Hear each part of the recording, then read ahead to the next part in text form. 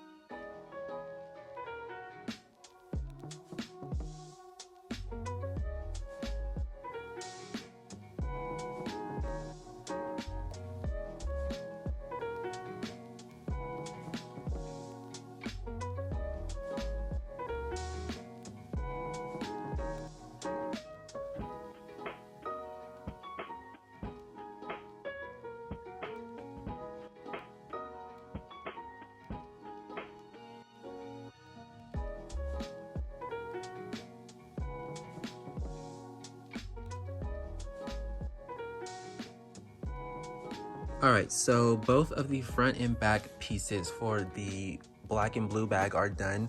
I added the little accent. I don't even know what to call this piece, but yeah, it's an accent piece. Here's the back pocket with that blue. It looks so nice. This blue is gonna look so dope. And what I'm gonna go ahead and do now, since I already have the color thread in the machine, I'm gonna go ahead and attach my nameplate to this front piece while I have the color machine, because I already pre-embroidered out my name tag so that I didn't have to stop and do that while filming, because it just turns into a hassle. So I'm gonna go ahead and attach that onto the front piece now.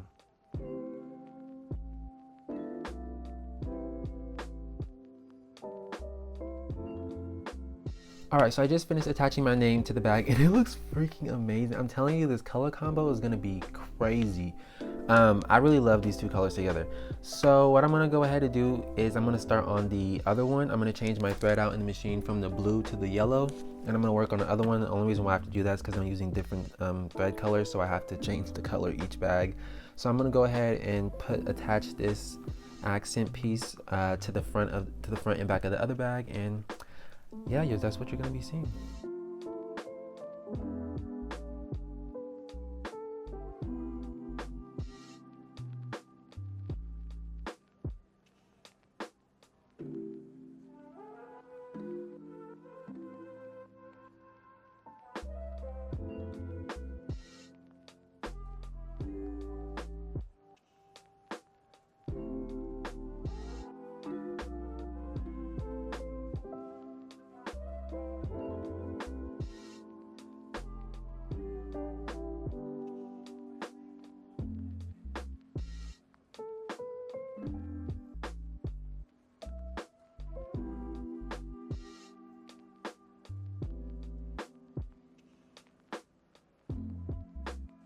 So both fronts and the backs of the bags are done. I love both of them. I love the pop of color for the back pockets on both of these. These are so dope.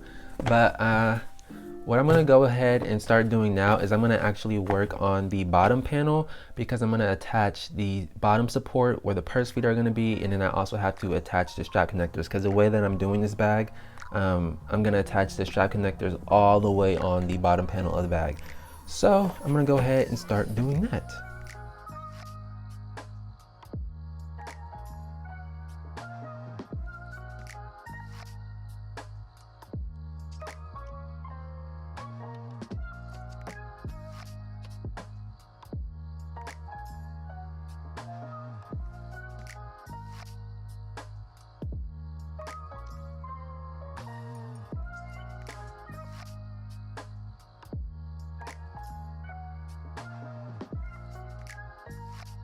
Okay, so now both of my side panels are done. I have attached the D-rings and the purse feet to the bottom of it, and it has the bottom support, so this is really stiff on the bottom.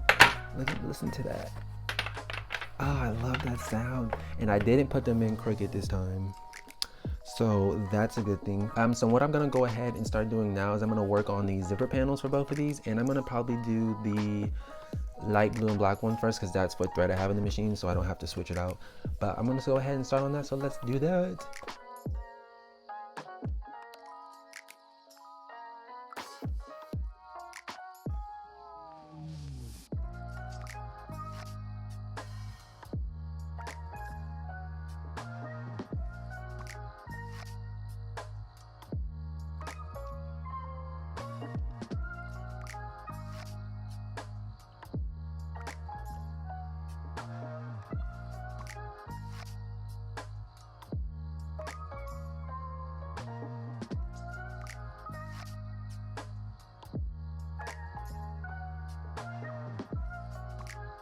So I went ahead and sewed the actual zipper and bottom panel to the bag, and it looks really nice. Like, of course it's not finished at all, but it looks so nice. And I decided to go with the double zipper on here. So it has, I can't do it with one hand. Let me see. It's hard to do with one hand, but it has a zipper and you can kind of zip it to the middle. I thought that would be a good idea for this. My only worry is that these are too low. I wanted them to be a little higher, and I was worried about them being too low, because if they're too low, the bag will kind of like, you know, move around and it won't kind of stay.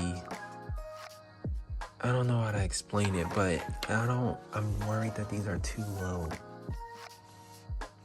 But I'll see about that later. They might be fine though. But yeah, so I'm gonna go ahead and I'm gonna work on the other zipper panel and get that one all started and worked on. So let's go ahead and work on that. This looks so nice. I'm so excited about this, and it feels so nice.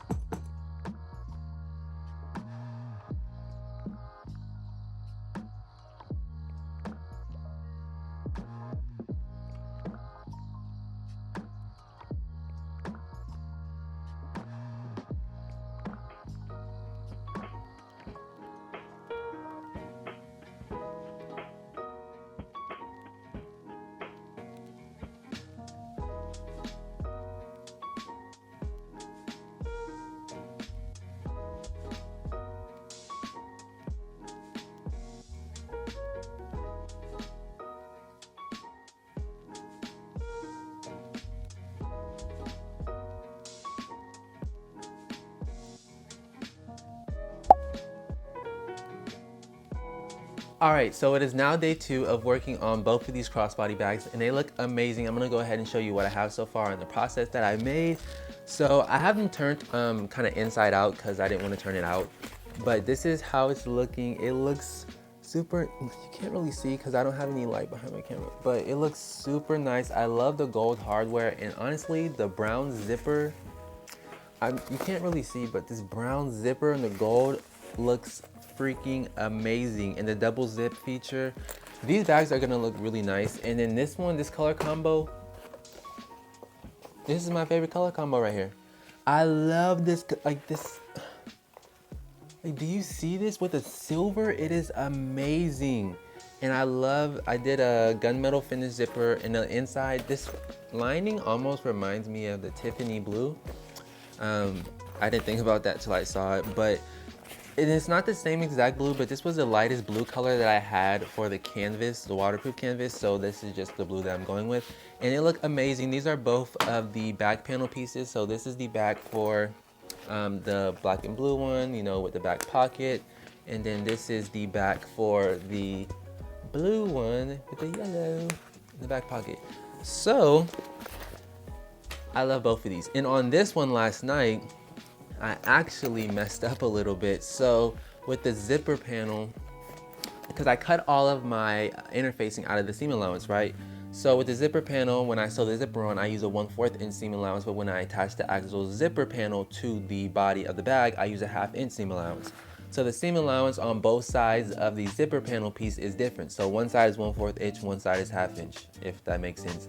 So I accidentally sewed the zipper onto the 1/2 inch side. So when it came time for me to sew the actual panel to the bag where I needed the 1/2 inch seam allowance, I only had that 1/4 inch of seam allowance. So I had to kind of sew through the interfacing, which was a little difficult. I thought it was gonna be puckering and bad, but it actually came out nice.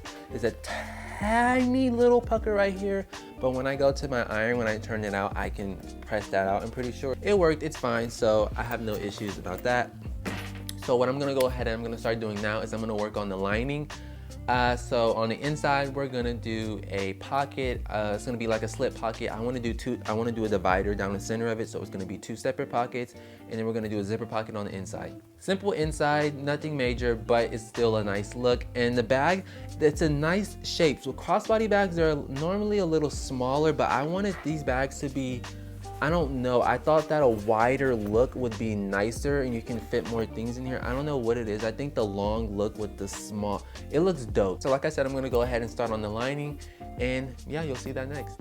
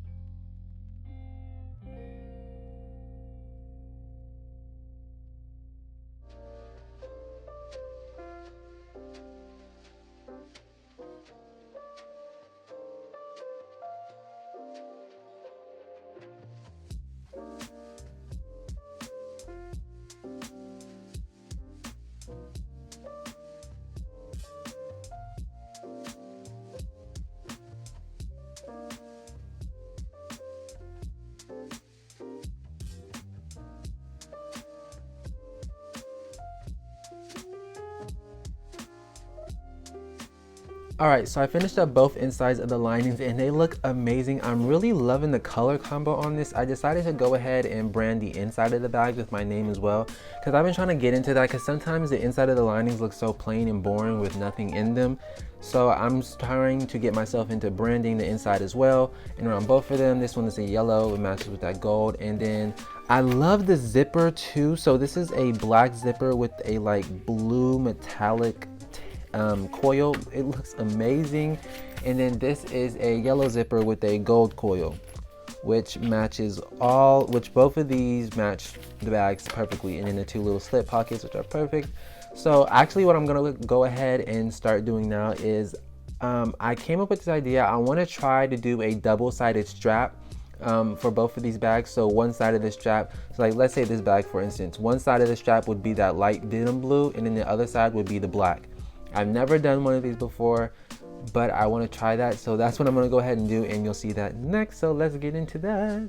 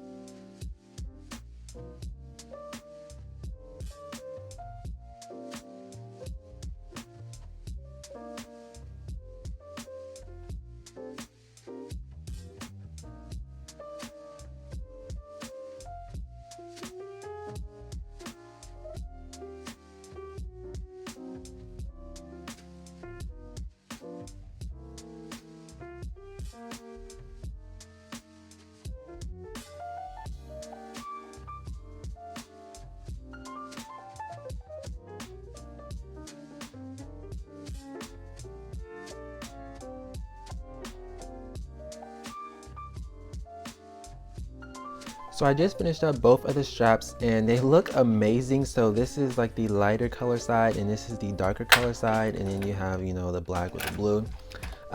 Making these actually took a lot longer than I thought they would have. They weren't really difficult, it was just kind of time consuming. Like it was a little bit, it took a lot longer than I thought it would, but they have the little trigger swivel hooks. The silver is a little bit different than the gold. The gold's a little bit longer and it's a different clasp closure type. This one is, you know, more lobster clasp, but they both do the same thing.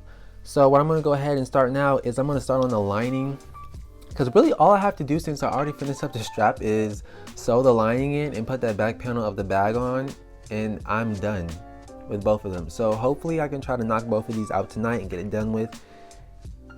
Let's see, but I'm gonna go ahead and start on the lining now, and I have the yellow thread in the machine, so I guess that means I'm gonna be working on this color bag. So let's start that.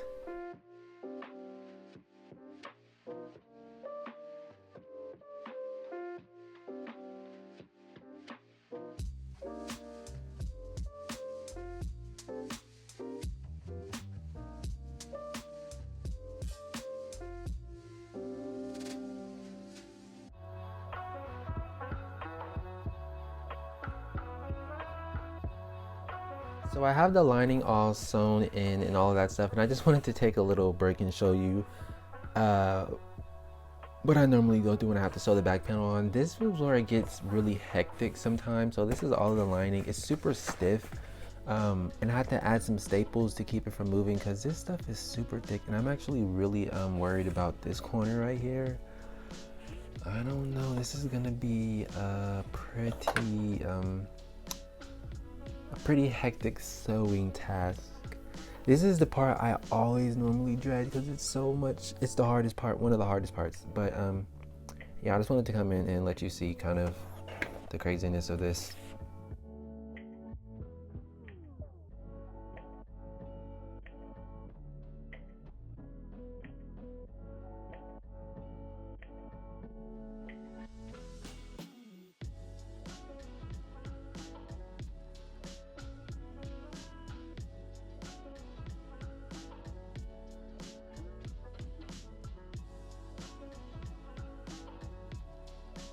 All right, so now comes the hard part where I have to try to flip this whole thing inside out. And I have to cut my seam allowance, and I can't check how this looks. So hopefully I sewed it correct. Let's hope.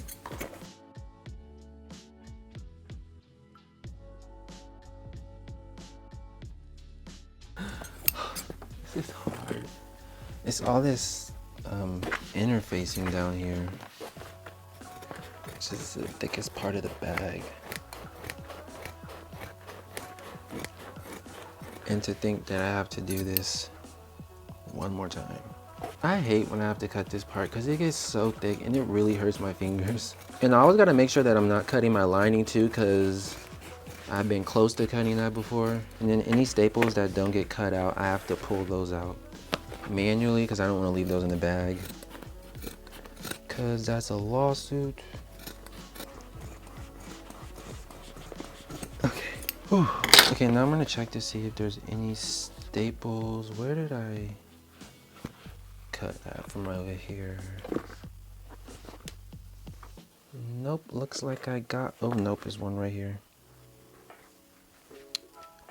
All right, so it looks like no staples are left in here. So now I'm gonna go ahead and try to flip this out, which is, I left a hole in the bottom of the zipper pocket that I'm gonna flip the whole entire bag through. So let's hope that it fits, because I really don't know if it is. Well, it has to, because that's the only hole. Okay, this is gonna be really hard. Oh, this is so uncomfortable. I feel like I'm gonna rip it. Okay, tackle the bottom, pull.